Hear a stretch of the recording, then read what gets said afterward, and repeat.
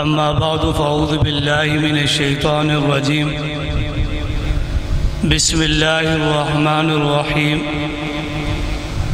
وقال الله تبارك وتعالى في القرآن المجيد والفرقان الحميد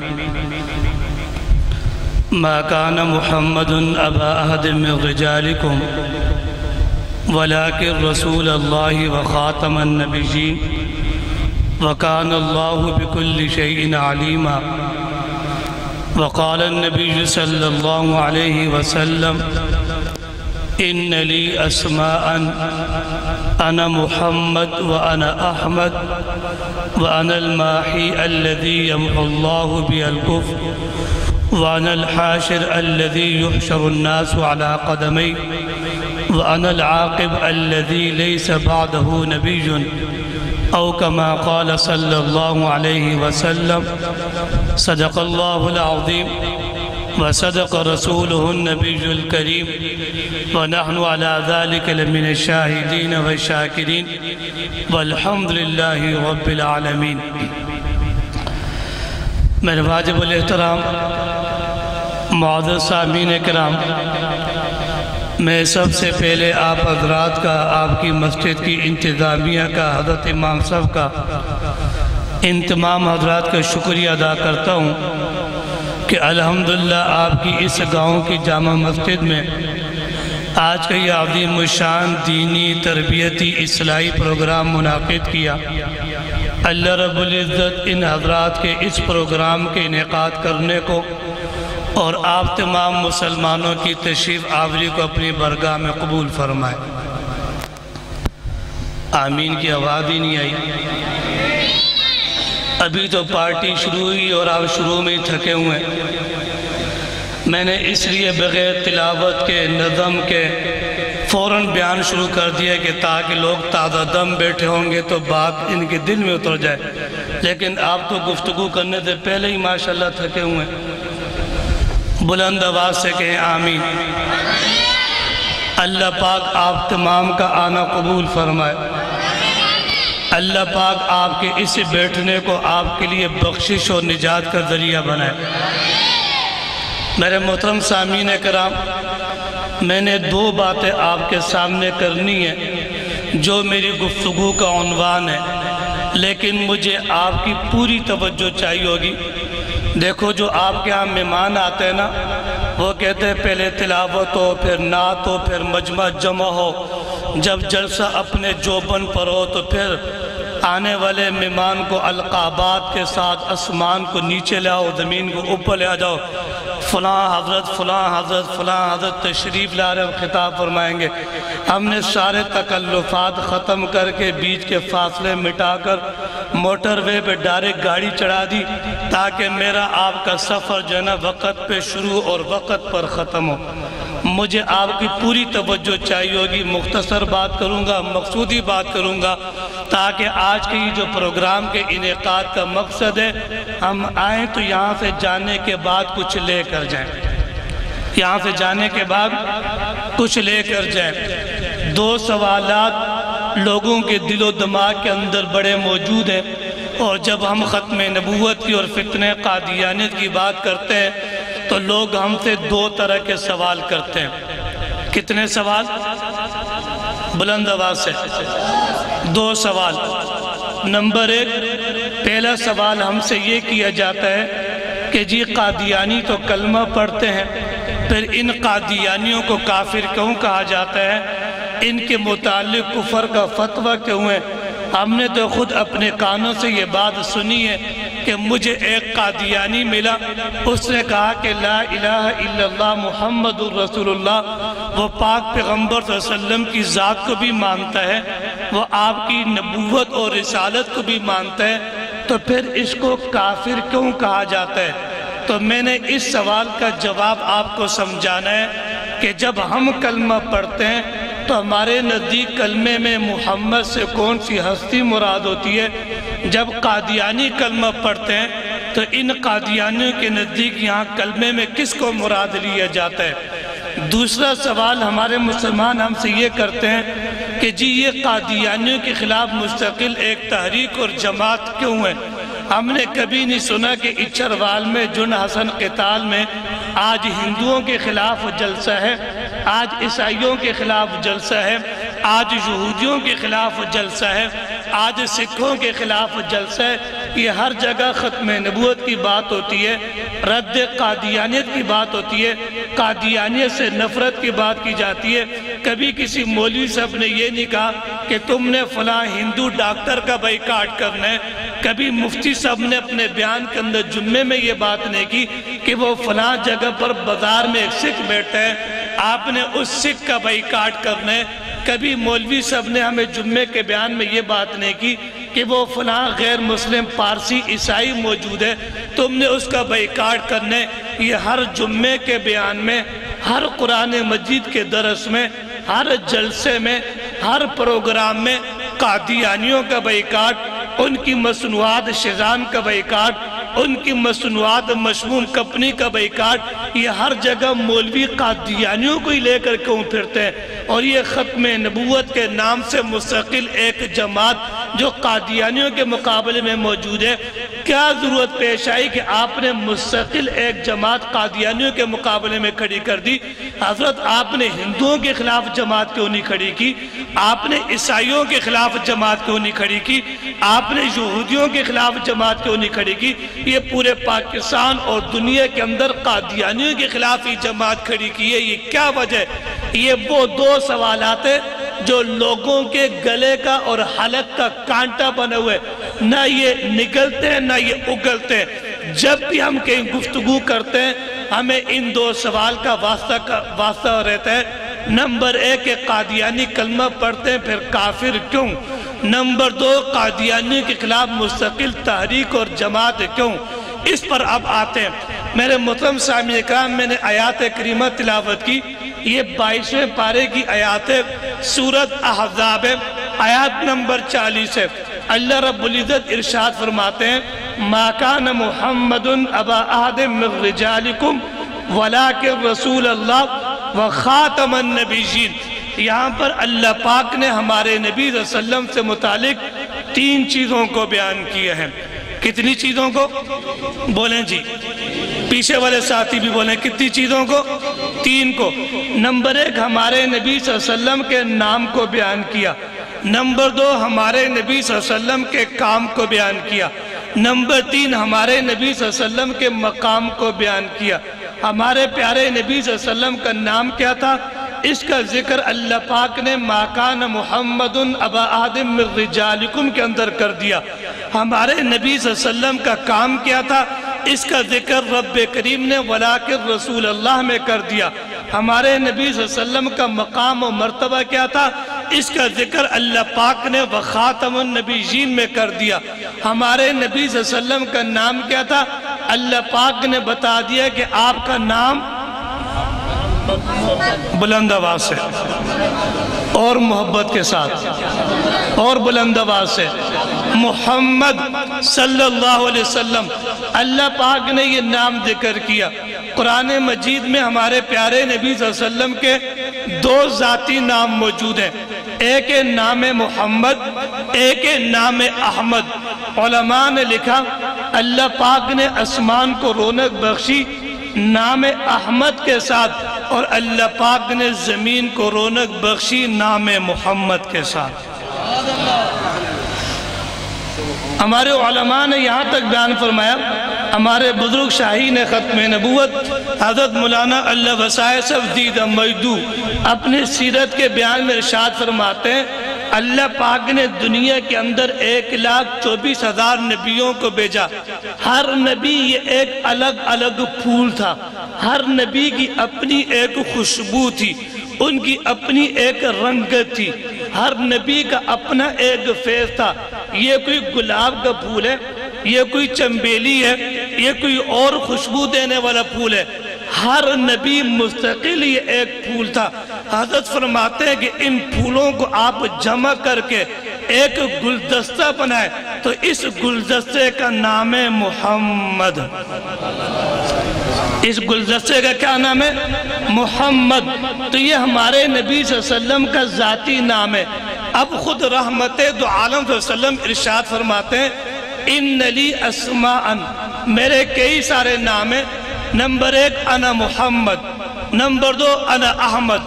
آپ نے فرمایا کہ میرا ایک نام محمد ہے، آپ نے فرمایا میرا ایک نام احمد ہے، آپ نے فرمایا میرا ایک نام ماہی ہے، آپ نے فرمایا میرا ایک نام حاشر ہے، آپ نے فرمایا میرا ایک نام عاقب ہے۔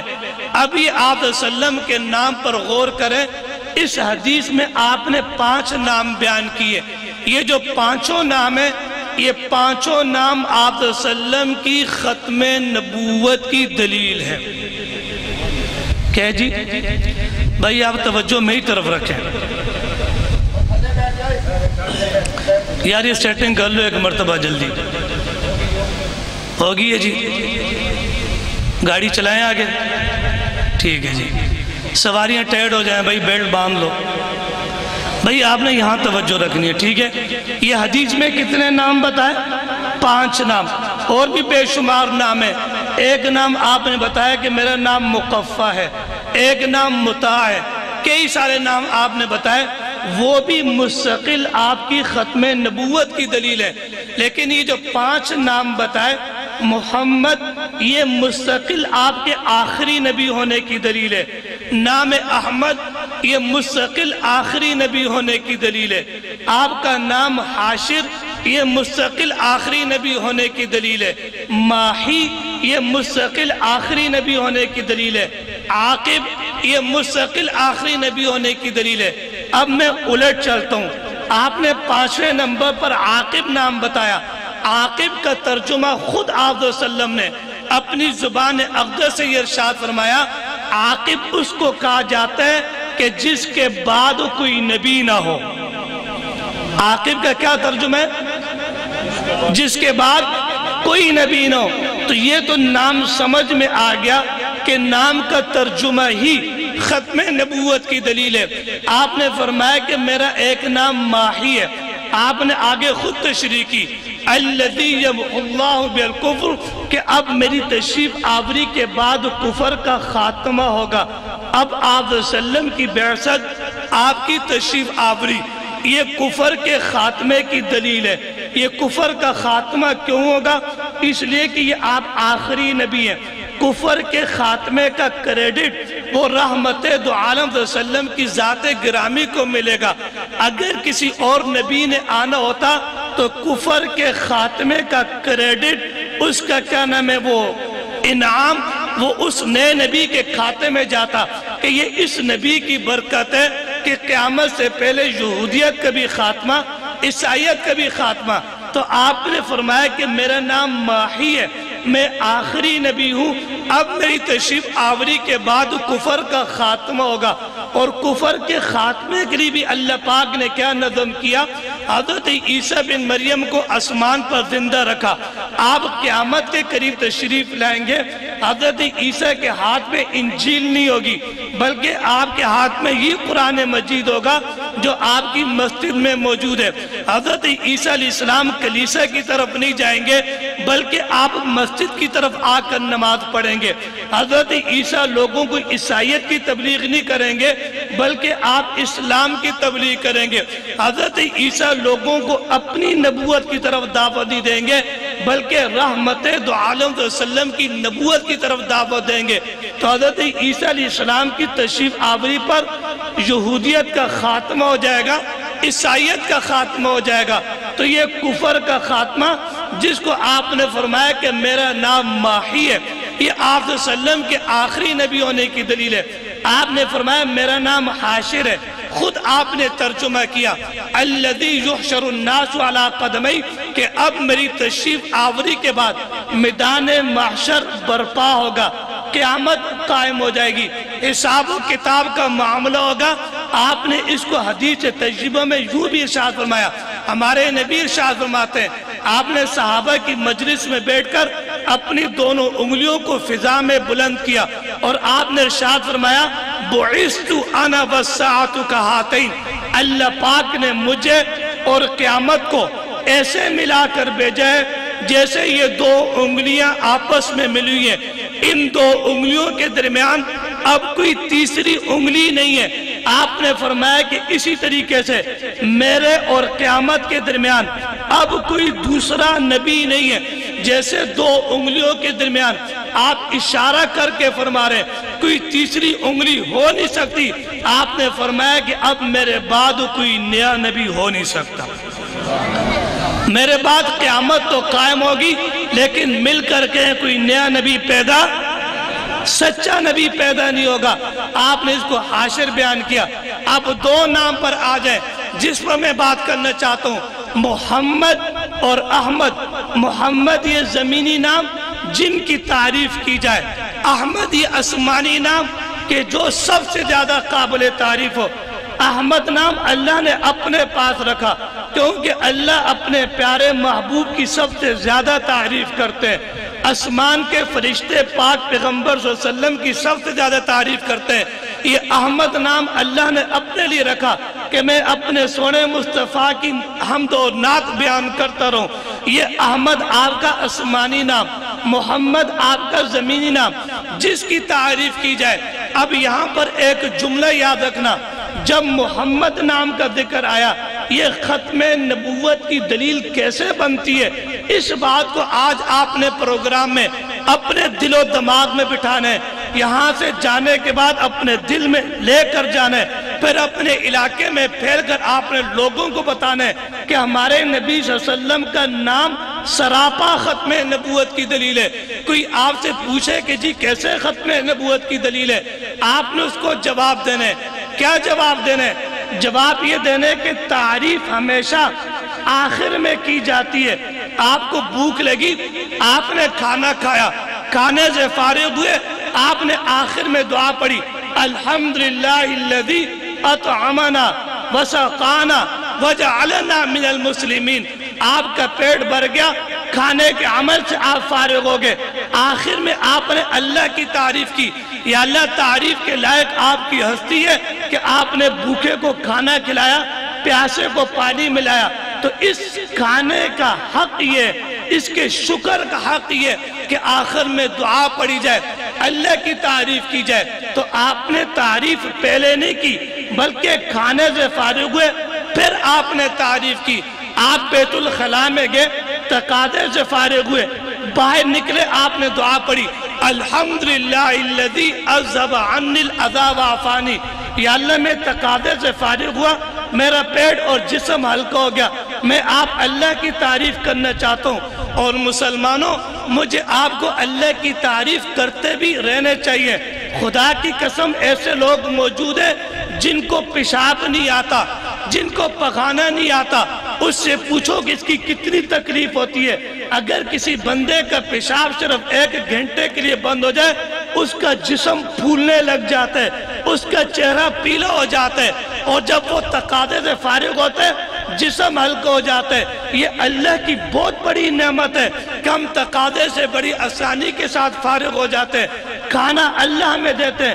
بہت سارے لوگ ہیں کہ وہ لقمہ چبا نہیں سکتے، لقمہ ان کے حلق سے اترتا نہیں ہے، ان کے دانتوں میں اتنی صلاحیت نہیں ہے کہ وہ لقمے کو چبا چبا کر اس کو نکل جائے، بس وہ منہ میں ڈالتے اور جانور کی طرح اندر چلے جاتے ہیں۔ یہ انسانی بیماری لگی ہے۔ ہمارے اہل اللہ تو فرماتے ہیں کہ لقمے کا حق یہ، روٹی کے لقمے کا شکر کا حق یہ کہ ایک ایک لقمے پر اللہ کی تعریف کی جائے، ایک ایک لقمے پر اللہ کا شکر ادا کیا جائے۔ لیکن ہم کمزور لوگ ہیں، چلو ہر لقمے پر اللہ کا شکر و تعریف نہیں کر سکتے، لیکن کھانے کے بعد دعا پڑھنی چاہیے۔ یہ تو میں نے نصیحت کے طور پہ بات کر دی۔ آپ ابھی جائیں گے، رات کو سوئیں گے، نیند آپ کی پوری ہوگی، صبح آپ اٹھیں گے، اٹھنے کے بعد آپ ایک دعا پڑھیں گے، الحمدللہ الذی احیانا بعدما اماتنا والیہ النشور۔ آپ کی نیند پوری ہوگی۔ حدیث تجربہ میں آتا ہے کہ نیند یہ موت کی بہن ہے، یہ بھی موت کی قسم ہے، گویا کہ انسان رات کو مر جاتا ہے۔ بہت سارے لوگ ہیں، اللہ پاک رات کو انسانوں کی نفس کو اپنے قبضے میں لیتے ہیں۔ اللہ یتوفی الانفس حین موتہا واللتی لم تمت فی منامہا۔ جس بندے کے متعلق موت کا فیصلہ ہو چکا ہوتا ہے اللہ پاک اس کی روح کو اپنے قبضے میں رکھتے ہیں، اور جس کے متعلق موت کا فیصلہ نہیں ہوتا صبح اللہ پاک اس کی روح کو واپس لٹا دیتے ہیں۔ اب ہماری روح واپس لوٹی، ہم نے اللہ کا شکر ادا کیا، آخر میں اللہ کی تعریف کی۔ قرآن مجید کے اندر آتے ہیں جب میدان محشر میں حساب و کتاب ہو جائے گا، جہنمی جہنم میں چلے جائیں گے، جنتی جنت پہ چلا جائے گا، اس وقت جو جنتی کا آخری کلام ہوگا جسے قرآن مجید بیان کرتے ہیں وَآخِرُ دَعْوَاهُمْ أَنِ الْحَمْدُ لِلَّهِ رَبِّ الْعَالَمِينَ، یہ جنتی تعریف کرے گا یا اللہ آپ کا شکر کہ آپ نے ہمیں جنت کی نعمتوں کا مالا مال فرما دیا۔ تو میں نے یہ سارے دلائل اس بات پہ دیے کہ تعریف کب ہوتی ہے؟ بولیں جی، تعریف کب ہوتی ہے؟ بولو جی، تعریف کب ہوتی ہے؟ آخر میں ہوتی ہے۔ تعریف کب ہوتی ہے؟ بات سمجھ میں آ رہی ہے؟ یہ سر کے اوپر سے جا رہی ہے، یہ گاڑی میں دوسرے گیئر میں ڈال دوں، بات سمجھ میں آ رہی ہے؟ تعریف ہمیشہ آخر میں ہوتی ہے۔ اب ہمارے نبی صلی اللہ علیہ وسلم کا نام محمد ہے، یہ ختم نبوت کی دلیل کیسے؟ حضرت آدم سے لے کر عیسیٰ علیہ السلام تک ہر نبی نے آخری آنے والے نبی کی بشارت دی، ایک نبی آئیں گے، ہر نبی نے آپ کی فضیلت بیان کی، جنہوں نے آنا تھا وہ آخر میں تشریف لائے، اور آخر میں تشریف آوری کے بعد آپ نے اعلان کر دیا میں آخری نبی ہوں، میرے بعد قیامت کی صبح تک کوئی بھی نیا نبی پیدا نہیں ہوگا۔ تو یہ آپ صلی اللہ علیہ وسلم کا نام یہ ختم نبوت کی دلیل ہے۔ اب میرے محترم سامع اکرام، ہم کلمہ پڑھتے ہیں لا الہ الا اللہ محمد الرسول اللہ، میرے نزدیک آپ کے نزدیک اس کلمے میں نام محمد سے مراد محمد عربی، مکی، ہاشمی، مطلبی، آمنہ کے در یتیم، عبداللہ کے لخت جگر، فاتح مکہ و مدینہ، رحمت دو عالم صلی اللہ علیہ وسلم، رحمت کونین، سرور دو عالم، رحمت دو عالم امام الانبیاء، حضرت خاتم النبیین صلی اللہ علیہ وسلم کی ذات گرامی مراد ہوتی ہے۔ اب یہاں پر قادیانی دھوکے کو سمجھے، آج جناب نگر کا مرزائی جب کلمہ پڑھتا ہے تو وہ اس کلمے میں مسلمان کو دھوکہ دیتے ہیں۔ کیسے دھوکہ دیتے ہیں؟ نمبر ایک، مرزا غلام قادیانی نے خود اپنی کتاب کے اندر، اس کی کتاب روحانی خزائن جلد نمبر 18 صفحہ نمبر 207 ایک غلطی کے ازالہ صفحہ نمبر 1، اس میں مرزا غلام قادیانی نے 26 پارے کی آیات نقل کی۔ سورہ فتح کی آخری آیات ہے محمد الرسول اللہ والذین معہو اشداء الکفار۔ میں آپ مسلمانوں سے پوچھنا چاہتا ہوں کہ یہ جو 26 پارے کی آیات ہے محمد الرسول اللہ، آپ بتائیں کہ یہ آیات کن ہستی پر نازل ہوئی تھی؟ بولیں جی بلند آواز ہے۔ رحمت دو عالم صلی اللہ علیہ وسلم کی ذات گرامی پر نازل ہوئی تھی۔ مرزا غلام قادیانی کہتے ہیں کہ یہ قرآن مجید کی آیات کریمہ معاذ اللہ میرے اوپر نازل ہوئی ہے، اور مرزا غلام قادیانی کہتے ہیں کہ اللہ نے مجھے محمد بھی کہا ہے اور معاذ اللہ اللہ نے مجھے رسول بھی کہا ہے۔ مرزا قادیانی کہتے ہیں میں محمد الرسول اللہ ہوں۔ کوئی مسلمان اس کو برداشت کر سکتا ہے؟ بولیں جی۔ نمبر ایک، مرزا نے کہا میں محمد الرسول اللہ ہوں۔ اب قادیانی کلمہ پڑھتے ہیں، لیکن اس کلمے میں جب خود مرزا غلام قادیانی کہتے ہیں کہ اس کلمے میں محمد سے مراد میں مرزا غلام قادیانی ہوں، تو جب مرزا غلام قادیانی نے اپنے آپ کو محمد الرسول اللہ کہا تو اس سے مراد اس بدبخت نے اپنے آپ کو لیا۔ اب جب مسلمان کلمہ پڑھتے ہیں، ہمارے نزدیک آپ صلی اللہ علیہ وسلم کی ذات مراد ہوتی ہے۔ جب یہ چناب نگر کا مرزائی کلمہ پڑھتا ہے تو آپ بتائیں اس کے نزدیک اس کلمے میں محمد الرسول اللہ سے مراد کس کو لیا جاتا ہے؟ بولیں جی۔ یار آپ کے بولنے پہ کوئی پابندی تو نہیں ہے؟ قادیانی کس کو مراد لیتے ہیں؟ مرزا غلام قادیانی کو، تو آپ بتائیں انہوں نے کلمہ پڑھا لیکن کلمے میں مراد مرزا غلام قادیانی کو لیا، تو انہوں نے مسلمانوں کو دھوکہ دیا یا نہیں دیا؟ انہوں نے دھوکہ دیا۔ میرے محترم سامع کرام، نمبر میں ایک مثال دیتا ہوں، اتفاق سے میرے بیٹے کا نام بھی محمد ہے، حضرت مولانا شاہد صاحب بیٹھے ہوئے ہیں، ان کے بیٹے کا نام بھی اتفاق سے محمد ہے، اور آپ میں سے کن کے بچوں کا نام محمد ہے؟ ہاتھ کھڑا کریں۔ ماشاءاللہ یہ تو تین تو یہی بیٹھے ہوئے ہیں۔ اور کون ہے جی محمد نام والے جن کے بچے؟ ہاتھ اوپر کرو نا۔ ماشاءاللہ، 1 2 3۔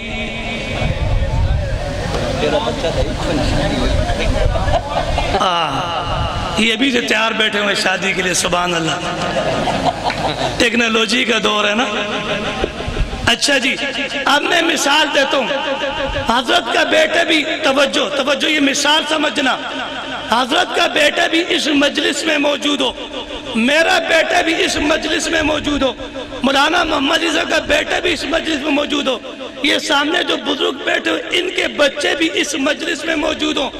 اب میں بھی مسجد میں آتا ہوں، حضرت بھی تشریف لاتے ہیں، مولانا بھی آتے ہیں، یہ بزرگ حضرات بھی آتے ہیں، اب میں کھڑا ہو کر کہتا ہوں محمد، تو اس سے آپ بتائیں یہاں پر اس محمد سے میرا بیٹا مراد ہوگا یا کسی اور کا بیٹا مراد ہوگا؟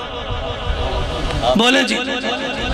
حضرت آکے آواز لگاتے ہیں، ہم بھی ساتھ بیٹھے ہوئے ہیں، حضرت کہتے ہیں بیٹا محمد بات سنو، ان سے ان کا بیٹا مراد ہوگا یا میرا بیٹا مراد ہوگا؟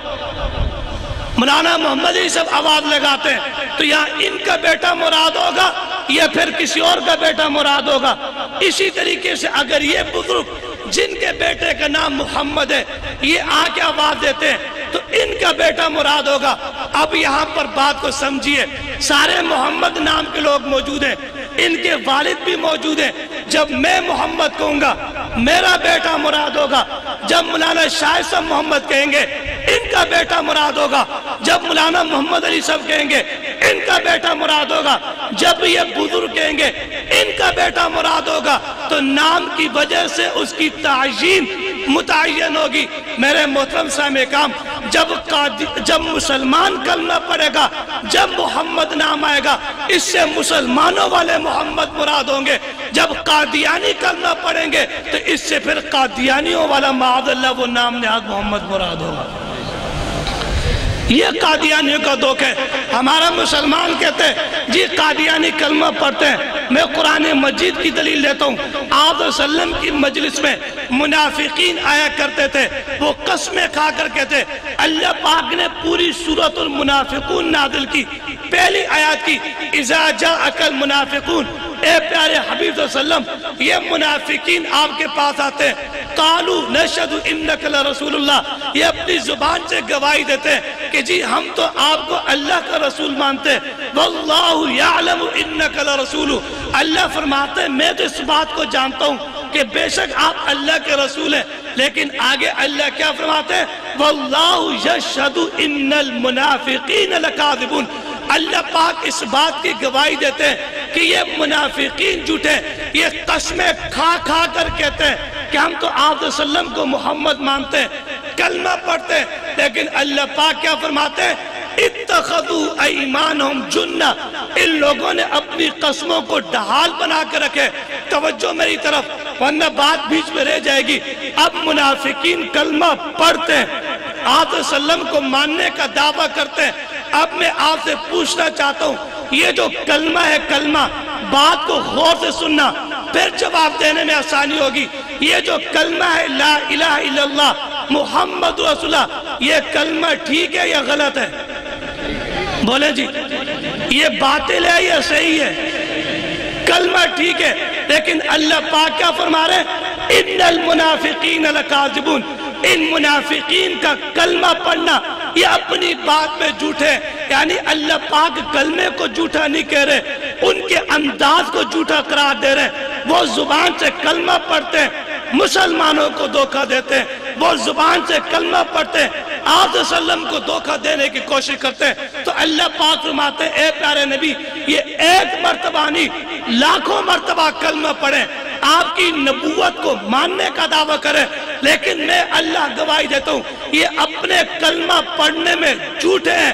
اگر میرا اللہ منافقین کے کلموں کا اعتبار نہیں کرتا تو پھر یاد رکھیے منافق کا کفر یہ کم درجے کے، منافق سے اوپر کافر ہے، اس سے اوپر مشرک ہے، اس سے اوپر مرتد ہے، اس سے اوپر زندیق ہے۔ زندیق کفر کی سب سے آخری اور بڑی اور خطرناک قسم ہے۔ کیا نام ہے؟ کافر کی توبہ قبول ہے، مرتد کو 3 دن کی مہلت ہے، لیکن شریعت کے اندر زندیق کو 1 سیکنڈ کی بھی مہلت نہیں ہے۔ اب قادیانی زندیق کے حکم میں دنیا کے کفر میں سب سے خطرناک کفر وہ مرزا غلام قادیانی کے، اگر ایک عام کافر ہے جسے منافق کہا جاتا ہے، میرا اللہ اس کے کلمے کا اعتبار نہیں کرتا، تو میں پوچھنا چاہتا ہوں پھر یہ قادیانی زندیقوں کے کلمے کا کوئی اعتبار ہو سکتا ہے؟ بولیں جی، اگر وہ جھوٹے ہیں تو پھر ایمان کی گواہی ہے کہ قادیانی بھی اپنا کلمہ پڑھنے میں جھوٹے ہیں۔ یہ مسلمانوں کو دھوکہ دیتے ہیں۔ کلمہ یہ مسلمانوں کا ٹائٹل ہے، محمد یہ ہمارے نبی صلی اللہ علیہ وسلم کا نام ہے، اس لیے قادیانی اس کلمے کو نہیں پڑھ سکتے، دھوکہ دیتے ہیں۔ تو میرا مسلمان کبھی قادیانیوں کے نرغے میں نہ ہے۔ ایک اور بات دے میں رکھنا، ہمارے نبی صلی اللہ علیہ وسلم کے زمانے میں مسیلمہ کذاب نے نبوت کا دعویٰ کیا تھا۔ یہ مسیلمہ کذاب نمازی تھا، یہ دیندار تھا، نبوت کا دعویٰ کرنے سے پہلے پرہیزگار تھا، نبوت کا دعویٰ کرنے سے پہلے اس نے اذان کہنے کے لیے مستقل مؤذن رکھا ہوا تھا، اس نے اقامت کے لیے مستقل ایک بندہ رکھا ہوا تھا۔ مؤذن جب اذان کے اندر کہتا اشہد ان محمد رسول اللہ تو مسیلمہ کذاب اس کی تصدیق کرتا کہ تو نے بالکل ٹھیک ہے، محمد اللہ کے رسول ہے۔ لیکن جب اس نے نبوت کا دعویٰ کیا، حالانکہ مسیلمہ کذاب نے مستقل نبوت کا دعویٰ نہیں کیا بلکہ نبوت میں شریک ہونے کا دعویٰ کیا، آپ صلی اللہ علیہ وسلم کو کہا شہر کے لوگوں کے لیے آپ نبی ہیں، دیہات کے لوگوں کے لیے میں نبی ہوں۔ اتنا اس نے نبوت کا دعویٰ کیا تھا، آپ صلی اللہ علیہ وسلم نے اس کو پیغام دیا کہ اب اس دعوے نبوت کی وجہ سے تیرا کلمہ بھی ختم ہو گیا اور تیری ساری نیکیاں بھی ختم ہو گئی۔ دعوے نبوت کے بعد اب اس کے کلمے کا کوئی اعتبار، بولیں جی، کلمے کا کوئی اعتبار نہیں رہا۔ اس لیے میرے محترم سامع کام تو میری گفتگو کا ایک حصہ مکمل ہوا۔ اگر کوئی قادیانی آپ کے سامنے کلمہ پڑھے تو آپ نے اس کو کیا جواب دینا ہے کہ تم اپنا کلمہ پڑھنے میں کیا ہو؟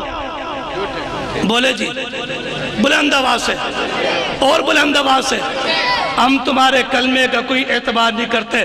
میں ایک سوال کرنا چاہتا ہوں، ایک بزرگ ہو، اس کے ہاتھ میں 100 دانہ والی تسبیح ہو، وہ پورا دن کلمہ پڑھتا رہے، نماز بھی پڑھے، روزہ بھی رکھے، ساری نیکی ادا کرے، توحید کو بھی مانتا ہو، رسالت کو بھی مانتا ہو، تمام چیزوں کو مانتا ہو، لیکن وہ صرف آپ کو اتنی بات کہے کہ میں محمد الرسول کا ترجمہ یہ کرتا ہوں کہ محمد اللہ کے رسول تھے۔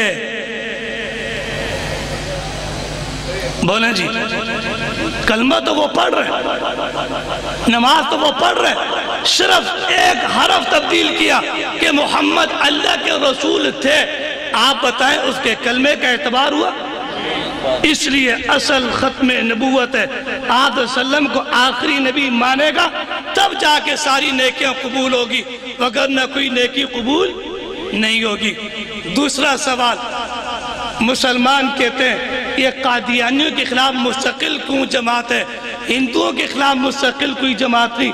میں آپ سے پوچھنا چاہتا ہوں، آپ کو ایک ہندو ملے گا، ہندو کہتے ہیں میری بات کو غور سے سننا، ہندو کہتے ہیں میں ہندو، آپ مسلمان ہیں، آپ کو یہاں چناب نگر میں عیسائی ملے گا، عیسائی کہتے ہیں میں عیسائی ہوں، آپ مسلمان ہیں، آپ کو ایک سکھ ملے گا، وہ کہتے ہیں میں سکھ ہوں، آپ مسلمان ہو، آپ کو ایک یہودی ملے گا، وہ کہتے ہیں میں یہودی، تم مسلمان ہو، آپ کو ایک ہندو ملے گا، وہ کہے گا میری کتاب وید ہے، آپ کی کتاب قرآن مجید ہے، آپ کو ایک سکھ ملے گا، وہ کہے گا میری کتاب گرنتھ ہے، آپ کی کتاب قرآن مجید ہے۔ آپ کو ایک یہودی ملے گا، وہ کہے گا میری کتاب تورات ہے، آپ کی کتاب قرآن مجید ہے۔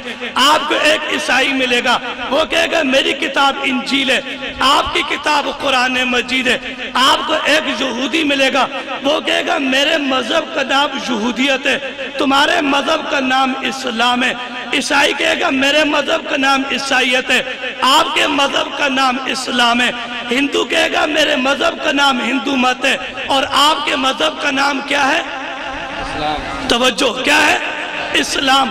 آپ کو ایک سکھ ملے گا، وہ کہے گا میرے مذہب کا نام سکھ مت ہے، اور آپ کے مذہب کا نام، آپ کے مذہب کا نام بولیں جی اسلام۔ تین باتیں میں نے آپ کے سامنے رکھی۔ نمبر ایک کتاب کا نام، نمبر دو آپ کی ذاتی پہچان، نمبر تین مذہب کا نام، اور نمبر چار کیا نام ہے؟ عبادت گاہ کا نام۔ آپ کو ہندو ملے گا، وہ کہے گا میری عبادت گاہ کا نام مندر ہے، آپ کی عبادت گاہ کا نام مسجد ہے۔ ایک سکھ ملے گا، وہ کہے گا میری عبادت گاہ کا نام گردوارا ہے، اور آپ کی عبادت گاہ کا نام مسجد ہے۔ آپ کو ایک سکھ ملے گا، وہ کہے گا میری عبادت گاہ کا نام گردوارا ہے، آپ کی عبادت گاہ کا نام مسجد ہے۔ آپ کو ایک عیسائی ملے گا، وہ کہے گا میری عبادت گاہ کا نام چرچ ہے، آپ کی عبادت گاہ کا نام مسجد ہے۔ اب توجہ کرنا، یہودی نے اپنے آپ کو یہودی مان لیا، اپنی کتاب الگ مان لی، اپنا مذہب الگ مان لیا، اپنی ذاتی حیثیت اس نے الگ مان لیا، میری کتاب کو تسلیم کر لیا، میرے ٹائٹل کو تسلیم کر لیا، میرے پیغمبر کو مان لیا۔ تو آپ بتائیں اس یہودی نے مجھے آپ کو کوئی دھوکہ دیا؟ بولیں جی بلند آواز سے۔ اس نے اپنے آپ کو الگ مان لیا، مجھے الگ مان لیا۔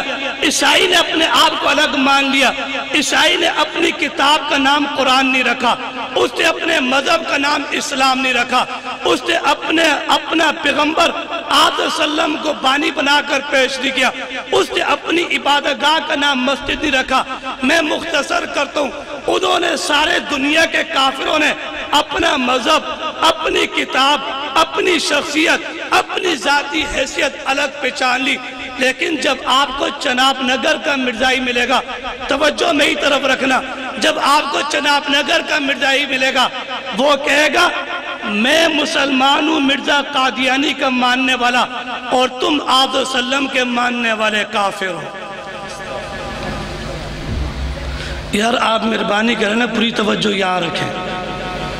بندہ آپ سے گفتگو کرے، بعد میں باتیں ہوئیں گی، آپ سننے والے کو دیکھا کریں۔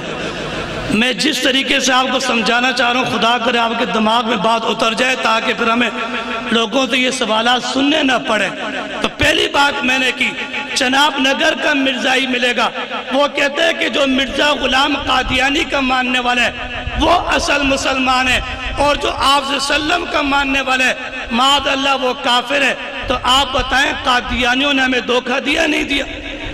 دنیا کے ہر کافر نے اپنے آپ کو الگ تسلیم کر لیا، میرے آپ کے مسلمان ہونے کے ٹائٹل کو تسلیم کر لیا، لیکن قادیانی نے مجھے آپ کو مسلمان نہیں مانا، بلکہ اپنے آپ کو حقیقی مسلمان کا، مجھے آپ کو مردہ مسلمان کا، گویا کے کافر کا۔ آپ کو چناب نگر کا مرزائی ملے گا، وہ کہے گا کہ اصل قرآن مجید وہ مرزا غلام قادیانی کی کتاب کا نام ہے، تمہارے پاس جو قرآن مجید نام نہاد موجود ہے معاذ اللہ یہ مردہ قرآن ہے، یہ مرزا غلام قادیانی کا حوالہ ہے، اس کے بیٹے کا حوالہ ہے کہ آپ صلی اللہ علیہ وسلم پر جو قرآن اترا تھا وہ دنیا سے اٹھ چکا ہے، اور یہ مرزا بشیر الدین محمود کا حوالہ ہے، اس نے اپنی کتاب کے اندر لکھا معاذ اللہ جو مرزا غلام قادیانی پہ قرآن نازل ہوا وہ یہدی من یشاء کا مصداق ہے، جو مرزا غلام قادیانی پر قرآن نازل ہوا وہ یہدی من یشاء کا مصداق ہے، اور جو آپ صلی اللہ علیہ وسلم پر قرآن نازل ہوا معاذ اللہ وہ یذل من یشاء کا مصداق ہے۔ وہ اپنی کتاب کو اصل قرآن کہتے ہیں، میری آپ کی پاکیزہ کتاب کو جھوٹی کتاب کہتے ہیں۔ وہ اپنا پیغمبر مرزا غلام قادیانی کو پیش کرتے ہیں، وہ ہمارے نبی کا انکار کرتے ہیں، وہ اپنے آپ کو مسلمان کہتے ہیں، وہ قادیانیت کو بطور مذہب اسلام کے پیش کرتے ہیں۔ جو قادیانی کی مرکزی ویب سائٹ ہے اس کا نام ہے الاسلام ORG، یعنی کفر، لیکن ان کی ویب سائٹ کا نام الاسلام۔ اس طریقے سے یہ قادیانی مسلمانوں کو دھوکہ دیتے ہیں۔ مرزا غلام قادیانی کہتے ہیں میں محمد الرسول اللہ ہوں۔ مرزا غلام قادیانی کہتے ہیں میرے دیکھنے والے معاذ اللہ صحابہ ہیں۔ مرزا غلام قادیانی کہتے ہیں معاذ اللہ میری بیوی ام المؤمنین ہے۔ مرزا غلام قادیانی کہتے ہیں میرا خاندان اہل بیت ہے معاذ اللہ۔ مرزا غلام قادیانی کہتے ہیں حکیم نور الدین وہ خلیفہ اول ابو بکر صدیق معاذ اللہ۔ مرزا غلام قادیانی کہتے ہیں میرا بیٹا بشیر الدین محمود وہ معاذ اللہ خلیفہ دوم حضرت عمر فاروق ہے۔ یہ چناب نگر میں مرزائیوں کے اسپتال جو فضل عمر کے نام سے، یہ فضل عمر یہ مرزا بشیر الدین کا لقب ہے۔ قادیانیوں کے نزدیک اس کا معنی یہ کہ معاذ اللہ یہ بشیر الدین زانی شرابی بد کردار جس نے اپنی سگی بیٹی کے ساتھ منہ کالے کیا تھا، اسی چناب نگر کے اندر اس نے اپنی بیٹی کے ساتھ زنا کیا تھا۔ اس کمینے انسان کو قادیانی حضرت عمر فاروق سے افضل قرار دیتے ہیں۔ اسی بنیاد پر اس اسپتال کو فضل عمر کہا جاتا ہے۔ ڈوب مرنے کا مقام ہے کہ جس اسپتال کو قادیانی حضرت عمر سے افضل قرار دے کر مرزا بشیر الدین کے نام سے منسوب کرے، ہمارا مسلمان وہاں پر ہی جا کے ٹیکے لگواتا ہے، وہاں پر ہی جا کے علاج کراتا ہے۔ یہ مرزا قادیانی نے کہا کہ میرا بیٹا عمر فاروق سے افضل تھا۔ مرزا نے کہا کہ میری بیوی وہ سیدۃ النساء العالمین تھی، حالانکہ یہ تو حضرت فاطمہ رضی اللہ تعالی عنہ کا لقب ہے۔ اس کمینے انسان نے حضرت فاطمہ رضی اللہ تعالی عنہ کا یہ لقب لے کر اپنی کنجری بیوی کو پر فٹ کیا، جو ایک زانی عورت تھی جس کے اوپر حکیم نور الدین چڑھا کرتا تھا، منہ کالا کیا کرتا تھا۔ اس کمینی عورت کو حضرت فاطمہ کا لقب دیا۔ یہ مرزا غلام قادیانی تھا جس نے اپنی زبان سے نکلی خرافات کو اللہ کی وحی قرار دیا۔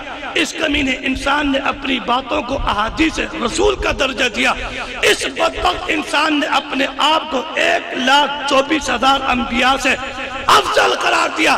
اس بدبخت نے اپنے قادیان کے قبرستان کو جہاں یہ مردے مدفون ہیں اس کو جنت البقیع اور جنت المعلا سے افضل قرار دیا۔ اور یہ جو چناب نگر کا قبرستان ہے قادیانی بدبختوں نے اس کو بھی جنت البقیع سے افضل قرار دیا۔ مسلمانوں اگر مرزا قادیانی معاذ اللہ محمد الرسول اللہ ہے، اگر معاذ اللہ مرزا کے دیکھنے والے صحابہ ہیں، اگر معاذ اللہ مرزا کی بیوی ام المؤمنین ہے، اگر معاذ اللہ مرزا کا خاندان اہل بیت ہے، اگر معاذ اللہ مرزا قادیانی کے دیکھنے والے صحابہ ہیں، اگر معاذ اللہ مرزا قادیانی کی بکواس قرآن وحی اور حدیث رسول ہے، اگر قادیانیوں کا قبرستان جنت البقیع اور جنت المعلا ہے، تو پھر میں پوچھنا چاہتا ہوں پھر میرے پاس آپ کے پاس باقی کیا رہ گیا؟ اتنا کچھ معلوم ہونے کے باوجود ہمارا مسلمان فضل عمر میں جا کے قادیانیوں سے علاج کرائے، ہمارا مسلمان طاہر ہاٹ میں جا کر اپنے دل کے وال کرائے۔ خدا اس منوس مسلمان کے والوں کو اور بند کر دے جو گستاخ رسول کے اسپتالوں میں جا کے علاج کرائے۔ کوئی آپ کی بیوی کو گالی دے نا، کوئی آپ کی بیوی کے متعلق کہے کہ میں تیری بیوی کا خاوند ہوں، اس کے ساتھ پھر آپ لین دین کریں، وہاں ہماری غیرت جاگتی ہے۔ میرے محترم صاحب اکرام کہ آپ وسلم کی ذات لوارث ہوگی، صحابہ کی ذات لوارث ہوگی، اس کے متعلق ہم کوئی بات نہیں کرتے۔ یاد رکھیے جو آپ وسلم کی ذات کی حفاظت نہیں کر سکتا، جو صحابہ کی عزت ناموس کی حفاظت نہیں کر سکتا، جو اہل بیت کی شان کی حفاظت نہیں کر سکتا، خدا کی قسم وہ اپنی عزت اور اپنی ناموس کی بھی حفاظت نہیں کر سکتا، وہ دنیا جہاں کا بغیرت ہوگا۔ اس لیے عشق رسالت کا اور ختم نبوت کا تقاضا یہ اپنے اندر غیرت ایمانی پیدا کی جائے، اپنے اندر غیرت ایمانی پیدا کی جائے، حسینی کردار کو زندہ کیا جائے، یزیدی کردار کو مت زندہ کرو۔ یزید تاریخ کا حصہ تھا، حسین ہمارے ایمان کا حصہ تھا، حسینی کردار کو زندہ رکھو۔ ختم نبوت اور آقا صلی اللہ علیہ وسلم کی محبت میں ان قادیانیوں کا بائیکاٹ کرو، وگرنہ ہم نمازیں بھی پڑھتے رہیں، سارا کچھ کرتے رہیں، لیکن حضور کی کامل محبت دل میں نہ ہو۔ خدا کی قسم یہ ساری نیکیاں کل قیامت کے دن میرے آپ کے منہ پہ ماری جائیں گی۔ وہ نیکی کس کام کی کہ جہاں پر حضور کی محبت میں حضور کے دشمنوں کا بائیکاٹ نہ کر سکے۔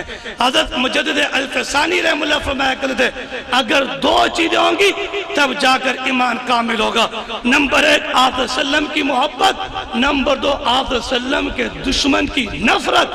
ہم حضور سے محبت کا دعویٰ تو کرتے رہے لیکن حضور کے دشمن کی نفرت دل میں نہ رکھیں تو پھر یہ ایمان کامل نہیں ہوگا۔ تو میں آپ حضرات سے کیا امید رکھوں؟ حضور کی محبت میں انشاءاللہ قادیانیوں کا بائیکاٹ کریں گے نہیں کریں گے انشاءاللہ؟ یہ زبانی دعویٰ ہے یا قلبی دعویٰ ہے؟ انشاءاللہ اس کو عام کریں، اس کا فائدہ آپ کو ہوگا۔ ہم اپنی آواز لگاتے رہیں گے، قادیانیوں کے خلاف بولتے رہیں گے، حضور کی محبت میں بائیکاٹ کی بات کرتے رہیں گے۔ کوئی عمل کرے ٹھیک، نہ کرے ٹھیک، ہمیں انشاءاللہ اجر ملتا رہے گا۔ ہماری گفتگو سے روضہ رسول صلی اللہ علیہ وسلم میں آرام فرما، آقا صلی اللہ علیہ وسلم خوش ہو جائیں، ہمیں ان کی روحانی توجہ ملتی رہے۔ اس سے بڑھ کر اعزاز و سرٹیفکیٹ اور انعام ہمارے لیے کچھ بھی نہیں ہے۔ اللہ پاک سے دعا ہے جو کچھ کہا گیا اللہ پاک مجھے آپ کو عمل کی توفیق نصیب فرمائے۔ وما علینا الا البلاغ المبین۔